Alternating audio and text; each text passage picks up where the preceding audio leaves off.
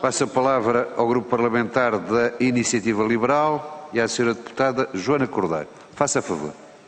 Obrigada, Sr. Presidente. Cumprimento o Sr. Ministro e o Sr. Secretário de Estado e todos os Srs. Deputados. Sr. Ministro, acredito ou não, vou começar esta audição por lhe dar os parabéns.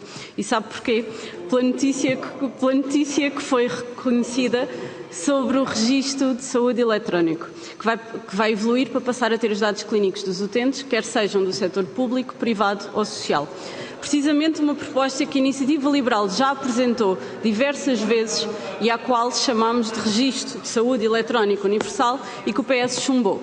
Foi com agrado que verificámos que os SPMS e a ACSS já estão a trabalhar neste sentido e que o Governo reconheceu que esta ferramenta é necessária. E, portanto, Sr. Ministro, com toda a seriedade política, felicito e aguardamos então que em 2024 já existam melhorias significativas no Registro de Saúde Eletrónico.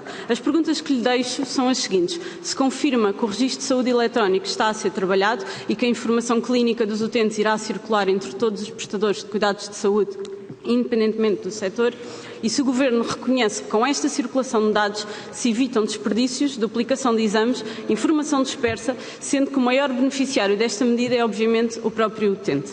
E depois, por falar em medidas que a Iniciativa Liberal tinha proposto e que o PS chumbou, mas que afinal o Governo vai implementar, pergunto-lhe então novamente sobre as USFC.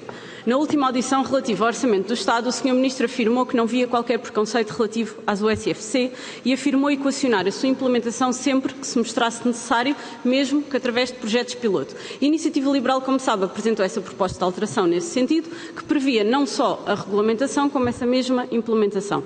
E como sabe também, o PS chumbou essa proposta, numa aparente falta de articulação e desorientação entre o Governo e o PS. Portanto, Sr. Ministro, o que lhe quero perguntar, com toda a frontalidade, é se este chumbo se deveu apenas a uma teimosia do PS na postura típica do rolo compressor que arrasa com todas as propostas da oposição, se deveu à pressão mediática exercida pelos partidos da extrema-esquerda sobre o espantalho da privatização da saúde, ou se será mais uma medida com a qual o Governo até concorda e que vai acabar por implementar à semelhança do que está a fazer para o Registro de Saúde Eletrónico.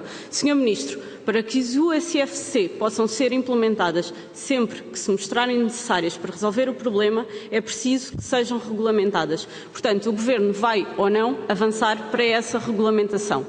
Depois queria ainda dizer-lhe que foi com agrado também que ouvimos as suas declarações sobre admitir recorrer a prestadores fora do SNS se isso ajudar a reduzir a afluência às urgências hospitalares.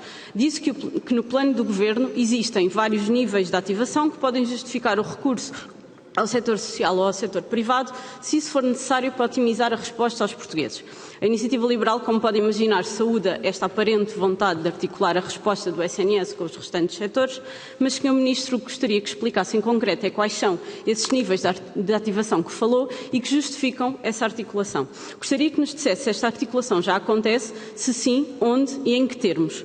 E, em detalhe, pergunto-lhe se esta articulação entre os vários setores servirá para resolver, por exemplo, o caos do Hospital Garcia de Horta em Almada, onde, como já aqui se falou, na segunda-feira, os chefes de equipa do Serviço de Urgência Geral apresentaram a sua demissão em protesto com a escala de dezembro, para mesmo se encontrar abaixo dos números mínimos. Sr. Ministro, qual é a perspectiva que os utentes do Hospital Garcia da Horta podem ter sobre os serviços do hospital? O que é que tem para dizer a estes utentes? E ainda a este propósito, e porque afirmou que as situações de caos nas urgências são casos pontuais, não posso deixar de perguntar, afinal, em que é que ficamos?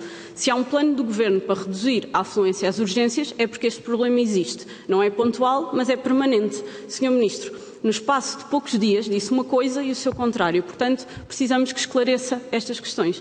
Os problemas das urgências hospitalares são um problema permanente que merece um plano de resolução ou são situações pontuais? Portanto, em que é que ficamos? E em relação ao Hospital Garcia de Horta, em concreto, o que é que o Governo vai fazer? Depois, para fechar este ponto, não consigo deixar de lhe fazer uma pergunta que pode ser um bocadinho mais provocatória.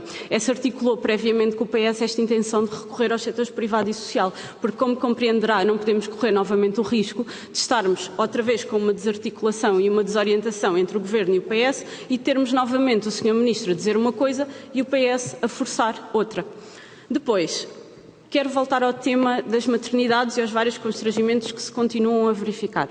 Passaram 2 meses desde que a Comissão de Acompanhamento entregou ao Ministério da Saúde o relatório pedido e que sugerirá o encerramento de maternidades.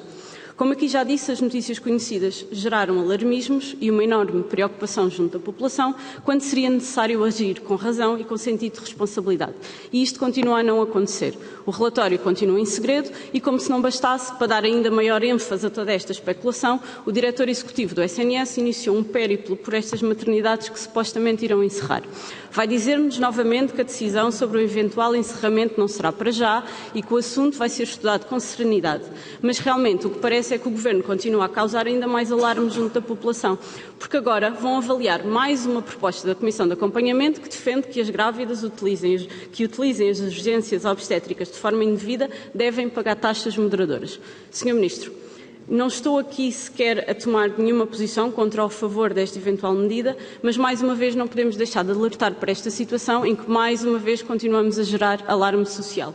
E esta preocupação é legítima porque obviamente existem muitas grávidas que recorrem aos serviços de urgência, não porque tenham especial vontade de estar horas à espera no serviço de urgência, mas porque obviamente não conseguem de outra forma o acompanhamento adequado da gravidez. E não lhes resta outra opção senão ir às urgências. E já agora parece-lhe sensato que quem lidera esta comissão venha a público dizer que, apesar das grávidas serem referenciadas para os centros de saúde, insistem em ser vistas por médicos. Nos centros de saúde não há médicos. Quero acreditar que não terá sido esta a intenção e que provavelmente foi uma expressão infeliz. Mas já pensou que se o relatório fosse conhecido não existiria esta necessidade de tornar públicas estas recomendações? E, Sr. Ministro, parece-lhe sensato que o Governo não dê a conhecer o conteúdo do relatório, mas que, entretanto, as recomendações venham a público e que o Sr. Ministro acabe confrontado com elas, tendo de dar explicações isoladas? Não lhe parece que isto seria uma questão a evitar?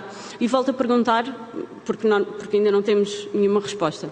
A Comissão de Saúde enviou um pedido formal ao Ministério da Saúde para que seja enviado o relatório da Comissão de Acompanhamento.